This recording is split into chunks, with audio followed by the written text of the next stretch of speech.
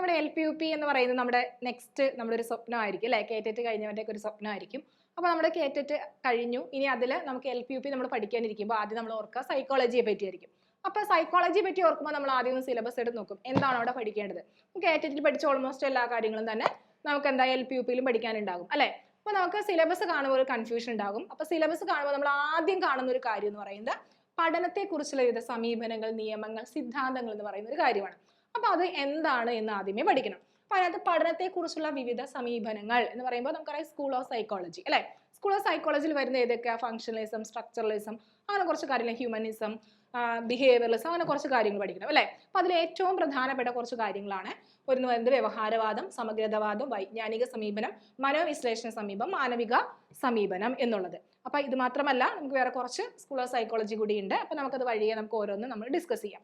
ഇനി ഇതിൽ എന്തൊക്കെയാണ് അതിൻ്റെ വ്യവഹാരവാദവുമായിട്ട് റിലേറ്റ് ചെയ്ത് വരുന്ന സിദ്ധാന്തങ്ങൾ ഏതൊക്കെയാണ്, അതിൻ്റെ നിയമങ്ങൾ എന്തൊക്കെയാണ്, കാര്യങ്ങളൊക്കെ നമ്മൾ പഠിക്കണം. അപ്പോൾ ദെൻ നെക്സ്റ്റ് നോക്കുകയാണെങ്കിൽ നോക്കിക്കേ, ബിഹേവിയറൽ അപ്രോച്ച് അല്ലെ, വ്യവഹാര സമീപനം എന്ന് പറയും. അതിൽ ആരുടെയൊക്കെ തിയറീസ് ആണ് നമ്മൾ മെയിൻ ആയിട്ട് പഠിച്ചേക്കേണ്ടത്?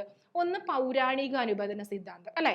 പൗരാണിക അനുബന്ധന സിദ്ധാന്തം എന്ന് പറയുമ്പോൾ ക്ലാസിക്കൽ കണ്ടീഷനിങ് എന്ന് പറയും. Classical conditioning ആരുടെയാണ്? പാവ്ലോവിൻ്റെയാണ് അല്ലെ. പാവ്ലോവിൻ്റെയാണ്, അത് ഓർത്ത് വെക്കണം. നെക്സ്റ്റ് ബന്ധ സിദ്ധാന്തം, അതായത് ബോണ്ട് തിയറി എന്ന് പറയും അല്ലെ. Bond theory ആരുടെയാണ്? തോണ്ടേക്കിൻ്റെയാണ് അല്ലെ. തോണ്ടേക്ക്. അതിന്റെ വേറൊരു പേര് കൂടി ഉണ്ട്, ശ്രമപരാജയ സിദ്ധാന്തം എന്ന് പറയും അല്ലെ. ശ്രമപരാജയ സിദ്ധാന്തം എന്ന് പറയും, അതായത് trial and error learning. Next പ്രവർത്തനാനുബന്ധന സിദ്ധാന്തം എന്ന് പറയുമ്പോൾ ഒപ്പാറാൻഡ് കണ്ടീഷനിങ് അല്ലെ. ഒപ്പാറാൻഡ് കണ്ടീഷനിങ് എന്ന് പറയും. ഇതെന്താണ്? ഇത് ആരുടെയാണ്? ഇത് സ്കിന്നറുടെയാണ് അല്ലെ. സ്കിന്നറുടെയാണ്. അപ്പൊ ഇത്രയും തിയറീസ് ആണ് നമ്മൾ വ്യവഹാര സമീപനത്തിൽ, അതായത് ബിഹേവിയറലിസ്റ്റ് അപ്രോച്ചിൽ നമ്മൾ പഠിക്കേണ്ടത്. അപ്പൊ ഒന്ന് പൗരാണിക അനുബന്ധന സിദ്ധാന്തം, പാവ്ലോവ്. ഇനി നെക്സ്റ്റ് ബന്ധ സിദ്ധാന്തം, ബോണ്ട് തിയറി, തോണ്ടേക്ക്, അല്ലെങ്കിൽ ആ തിയറിയുടെ മറ്റൊരു പേരാണ് ട്രയൽ ആൻഡ് എറർ ലേണിംഗ്, ശ്രമപരാജയ സിദ്ധാന്തം. നെക്സ്റ്റ് പ്രവർത്തനാനുബന്ധന സിദ്ധാന്തം, ഒപ്പാറാൻഡ് കണ്ടീഷനിങ്, അതാരുടെയാണ്? സ്കിന്നറുടെയാണ്. അപ്പൊ ഇത്രയും വ്യവഹാര സമീപനത്തിൽ പഠിച്ചു വെക്കുക.